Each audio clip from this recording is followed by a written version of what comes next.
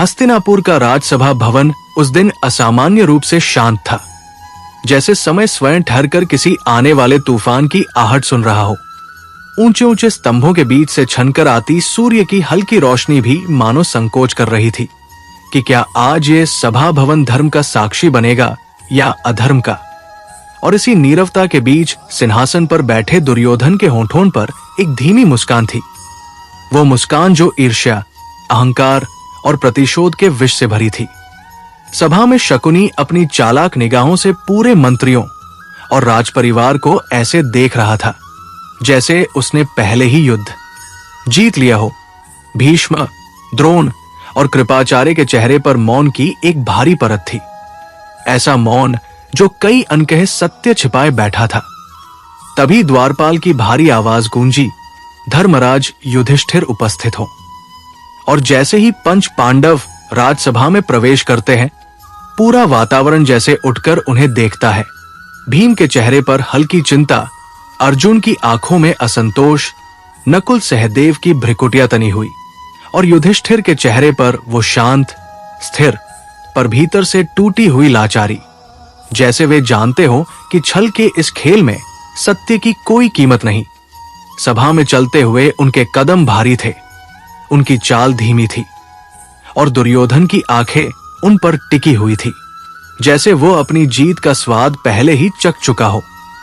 पांडवों के बैठते ही शकुनी ने पासे उठाए और अपनी मनगढ़ंत मासूमियत से बोला, भांजे, आज देखना मामा तुम्हारे लिए क्या कमाल दिखाता है।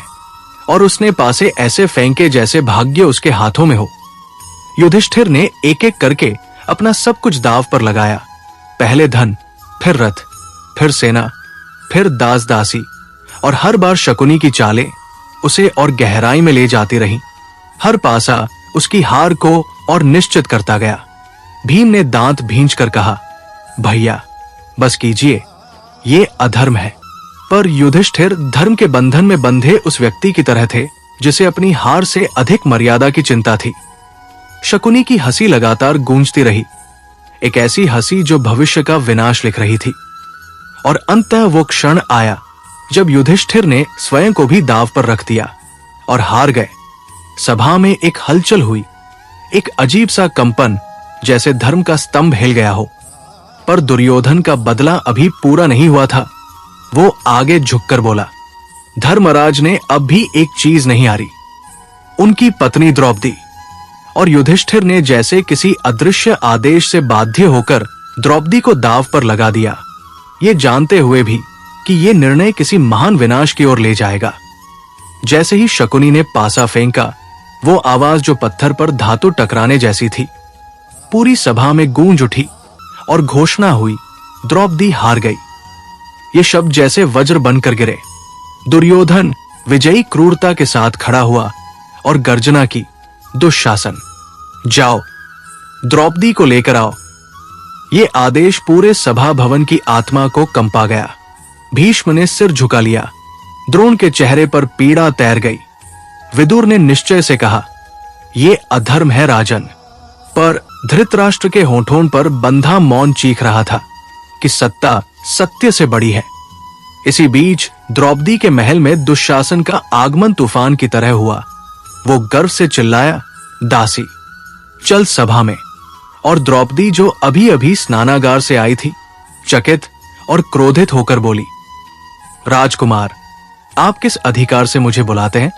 दुशासन ने क्रूर हंसी के साथ कहा, क्योंकि अब तुम हमारी दासी हो। धक्के की तीव्रता से उनकी चूड़ियां खनक उठीं। कमरे की दासियां घबराकर पीछे हट गई। द्रौपदी ने प्रतिरोध किया, रुको, पहले ये उत्तर मिले कि जिसने स्वयं को ही दांव पर हार दिया, वो मुझे कैसे दांव पर लगा सकता है? ये प्रश्न इतना महान था कि दुशासन कुछ क्षण को रुक गया, पर उसके अहंकार ने उसे अंधा कर रखा था। उसने द्रौपदी की बाह पकड़कर जोर से खींचा और द्रौपदी का शरीर संतुलन खोता हुआ राजसभा की ओर घसीटा जाने लगा। महल की दीवारें, स्त्रियां, सेविकाएं, रास्ते, सब उसकी विवशता, उसकी व्यथा और उसके साहस के मौन साक्षी बने। जब द्रौपदी उस विशाल सभा में घसीट कर लाई गई, पूरा सभा भवन जैसे शून्य में बदल गया। हर आंख उनकी ओर, हर मन में तूफान, हर हृदय में भय। उनकी आंखों में आंसू नहीं, आग थी। उनके कदमों में कंपी नहीं, दृढ़ता थी। दुशासन ने उन्हें बीच सभा में धक्का देकर गिराया और गर्जना की, देखो, ये है दासी द्रौपदी। और सभा में बैठे महान पुरुषों ने अपने अपने धर्म, नीति और शक्ति को अपनी सीटों पर जकड़ा हुआ पाया। द्रौपदी ने अपना आंचल संभालते हुए कांपती सांसों के बीच उस सभा को देखा, उस सभा को जहां महापुरुष बैठे थे, जिनके लिए धर्म एक शपथ था। और फिर उठी वो आवाज जो समय को काटती हुई आज भी सुनाई देती है, सभा के प्रभु, बताइए, जिसने स्वयं को पहले ही हार दिया, वो मुझे कैसे दांव पर रख सकता है? ये प्रश्न वज्र की तरह गिरा। भीष्म का चेहरा कठोर हो उठा। वे बोले, धर्म की बात अत्यंत सूक्ष्म है कन्ये, मैं इससे बंधा हूं। उत्तर सरल नहीं। द्रोण मौन थे, कृपाचार्य मौन थे, विदुर की आंखों में आंसू थे और भीम के हाथ कांप रहे थे। भीम दहाड़े, यदि आज सभा में धर्म नहीं बोला तो मैं ये भवन जला दूंगा। पर दुर्योधन हंसता रहा। वो अपनी जांग थपथपाता हुआ बोला, आओ द्रौपदी, क्योंकि अब तुम्हारा स्थान यही है। और ये अपमान भीम के हृदय पर तीर की तरह लगा। तभी दुर्योधन ने दुशासन को आदेश दिया, दासी का वस्त्र उतार दो। और ये शब्द सुनते ही सभा के स्तंभ ही जैसे सहम गए। दुशासन उछलकर उठा। उसकी आंखों में पागलपन था, उसके कदमों में पाप का भार था। वो द्रौपदी की ओर झपटा और उनकी साड़ी को खींचने लगा। द्रौपदी ने अपनी साड़ी दोनों हाथों से पकड़ी, पर दुशासन की शक्ति क्रूर थी। वो खींचता गया और द्रौपदी अब पूरी सभा की ओर देखते हुए चिल्लाई, भीष्म पितामह, क्या ये धर्म है? भीष्म ने सिर झुका लिया। द्रोणाचार्य, क्या ये नीति है? द्रोण ने नजरें फेर ली। विदुर, क्या ये न्याय है? विदुर रो पड़े और अंत में कांपते स्वर में बोली, हे केशव, अब आप ही मेरी रक्षा कीजिए। और उसी क्षण समय रुक गया, हवा शांत हो गई। सभा भवन में एक दिव्य कंपन उठा और दुशासन जितनी साड़ी खींचता गया उतनी साड़ी बढ़ती गई। दुशासन की उंगलियां थकने लगी, उसके हाथ कांपने लगे, उसके सांसों की गति भारी हो गई। पर द्रौपदी का वस्त्र कम होने के बजाय और बढ़ता गया, जैसे कोई अदृश्य शक्ति उस वस्त्र को अनंत बनाती जा रही हो। सभा स्तब्ध थी। कौरव अपने स्थानों पर जम गए थे। पांडवों की मुट्ठियां बंद हो चुकी थी और दुर्योधन की हंसी धीरे धीरे डर में बदलने लगी थी। दुशासन, जो अभी तक गर्व से पागल था, अब भय से पसीने में डूब गया था। वो लगातार खींचता रहा, पर वस्त्र की धारा रुकने का नाम नहीं ले रही थी। उसी क्षण द्रौपदी के चेहरे पर एक अद्भुत शांति उतर आई, जैसे उन्हें पता चल गया हो कि अब वे अकेली नहीं हैं। जैसे कृष्ण स्वयं सभा में उपस्थित होकर उन्हें अपनी दिव्य शक्ति से ढक रहे हों। उनकी आंखें बंद थी, हाथ ऊपर उठे थे और उनके होठों पर बस एक ही नाम था, कृष्ण। और जैसे ही उन्होंने ये पुकार दोहराई, सभा में एक शक्तिशाली दिव्य आभा फैल गई। हवा घुमड़ने लगी, स्तंभों से सुनहरी रोशनी छलकने लगी और हर दर्शक को महसूस हुआ कि कोई परमात्मा सत्ता इस अन्याय को सहन नहीं कर सकती। दुशासन गिर पड़ा, हाफता हुआ, टूटता हुआ, मानो उसके पाप का भार उसके ही शरीर को कुचल रहा हो। भीम की आंखों में अब अग्नि भड़क चुकी थी। उसने उठते हुए प्रतिज्ञा की, मैं भीमसेन पुत्र कुंती आज इस सभा में प्रतिज्ञा करता हूं कि दुशासन, तेरे इस पाप का दंड मैं तेरे रक्त को पीकर चुकाऊंगा। सभा में एक घोर कंपन दौड़ गया। दुर्योधन उछलकर खड़ा हुआ, पर भीम की आंखों में जलती हुई प्रतिज्ञा देखकर उसके पैरों में अविश्वसनीय भय समा गया। पर भीम की आंखों में जलती हुई प्रतिज्ञा देखकर उसके पैरों में अविश्वसनीय भय समा गया। भीष्म के हृदय में पीड़ा की लहर दौड़ गई। वे जानते थे कि ये क्षण एक ऐसे युद्ध का बीज बो रहा है जो आने वाले वर्षों में पूरे आर्यावर्त को रक्त से भर देगा। विदुर धृतराष्ट्र की ओर मुड़े और गर्जना की, राजन, अब भी यदि आप मौन रहे तो ये राज्य नष्ट हो जाएगा। ये वंश मिट जाएगा। उनकी आवाज पूरे सभा भवन में गूंज गई। द्रौपदी का वस्त्र अंततः थम गया, लेकिन वे अब भी उसी स्थिति में थी। हाथ उठाए, नेत्र बंद और होठों पर कृष्ण का नाम। जब उन्होंने धीरे धीरे आंखें खोली, उनकी दृष्टि में ना भय था, ना अपमान, केवल वो तेज था जो एक स्त्री के भीतर छिपे दिव्य क्रोध का रूप होता है।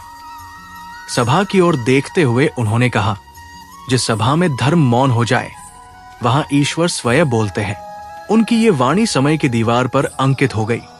धृतराष्ट्र का चेहरा भय से विकृत था। उन्हें लगा जैसे हस्तिनापुर की नींव दरक रही हो।